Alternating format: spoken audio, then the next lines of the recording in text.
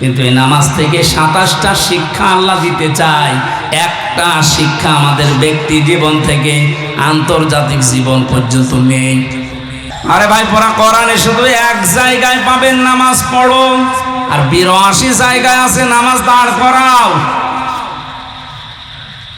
একের মর্ম বুঝে আপনি সারা জীবন নামাজ পড়তেছেন, 82 বার যে আল্লাহ বললে আকিমুস সালাত, নামাজকে দাঁড় করাও।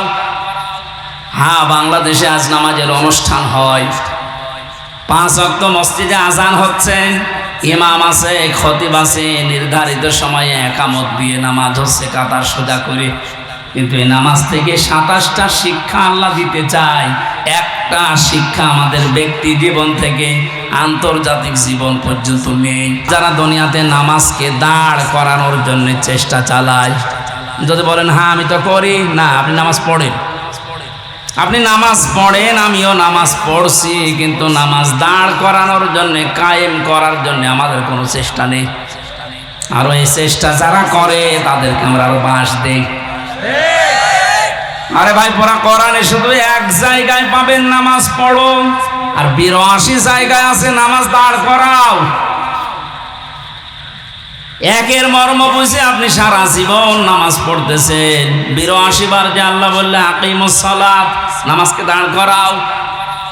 হ্যাঁ, বাংলাদেশে আজ নামাজের অনুষ্ঠান হয়, 5 ওয়াক্ত মসজিদে আজান হচ্ছে, ইমাম আছে, খতিব আছে, নির্ধারিত সময়ে একামত দিয়ে নামাজ হচ্ছে কাতার সোজা করে। কিন্তু এই নামাজ থেকে 27টা শিক্ষা আল্লাহ দিতে চায়। একটা শিক্ষা আমাদের ব্যক্তি জীবন থেকে আন্তর্জাতিক জীবন পর্যন্ত নেই। শুধু কাতার সোজা করো ইমাম যখন বলে, 16 সাল থেকে পর্যন্ত এই 3 বছর বাদ দিয়ে আমি যতবার কাবায় গেছি, মসজিদে নববীতে গেছি, ওই দেশের নিয়মই প্রথমে কাতার সোজা করো, আরবিতে এটা বলে। ইমাম সাহেব আগেই তাকিয়ে বলে আগে কাতার সোজা করো। ওই সময় 16 সালেও বুঝি নাই, 17, 18, 19, 20 চলে গেল, আমার বুঝে আসে নাই। বাকি 3 বছর তো জেলে ছিলাম, এখন বুঝেছি যে এটা কেন বারবার বলা লাগে। ইমাম যখন বারবার ঘোষণা দেয় যে আপনারা কাতার সোজা করেন, কাতার সোজা করেন,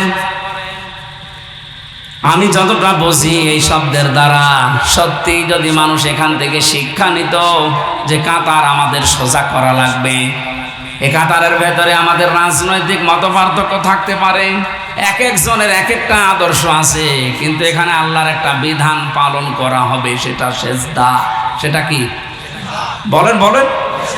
এখানে একটা বিধান মাত্র পালন করব, তাই আমরা সব এক হয়ে গেছি। এখানে আওয়ামী লীগ, বিএনপি, জাতীয় পার্টি, জামাত, জাসদ, বাসদ নেই, সব এখন আমরা এক। আপনি আজ পর্যন্ত শুনেছেন নামাজের কাতারে দাঁড়িয়ে কোনো বিএনপি বলেছে ওই আওয়ামী লীগ চলে যা পেছনে বলিস? আপনি ওখানে আল্লাহর একটা বিধান পালন করবেন, এক হয়ে গেলেন সব। 15 বছর মামলা চলছে আপনার সাথে, যার সেই লোকটা আপনার পাশে দাঁড়িয়েছে, আপনি তাকে বের করে দেন না। কি নিলেন এই কাতার থেকে? এটা যদি সত্যি আপনি পরিবার, সমাজ, রাষ্ট্রে নিয়ে যেতে পারতেন, এই দেশে আমার মনে হয় কোনোদিন কোনো মানুষ অত্যাচারিত আর হতো না। কারণ আমাদের একটা কাতার থেকেই শিক্ষা নিয়েছি যে এখানে আল্লাহর একটা বিধান পালন করব, শুধু সবাই মিলে সেজদা দেব। এই জায়গায় যেমন সব কাঁধের সাথে কাঁধ মিলিয়ে আমি এক হয়ে গেছি, এখান থেকে বাইরে যখনই যাব তখন কিন্তু সব আমরা এক, বিশেষ করে আল্লাহর বিধানের ক্ষেত্রে। তখন আল্লাহর বিধানে হাত দেওয়ার সাহস এই দেশে কেউ করতো না। এটা তো নামাজের কাতারে গেল। এই কাতারটা পৃথিবীর 57টা মুসলিম রাষ্ট্র, এখন সবাই তো নামাজ পড়ছে। যদি এই শিক্ষাটা নিত যে আমরা সব এক, তাহলে ফিলিস্তিন আমার মনে হয় স্বাধীন হয়ে যেত। ওখানে অত্যাচার করার সাহস কেউ পেত না, কারণ আমরা সবাই কাতার সোজা করে ফেলেছি। হচ্ছে না।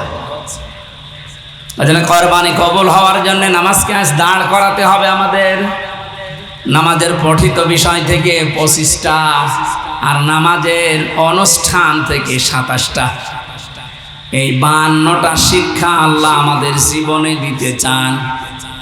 কিয়ামত পর্যন্ত হায়াত পেয়ে নামাজ পড়িয়েই যাচ্ছি, একটা শিক্ষাও নিতে পারি না, আপনার কোরবানি কবুল হচ্ছে না।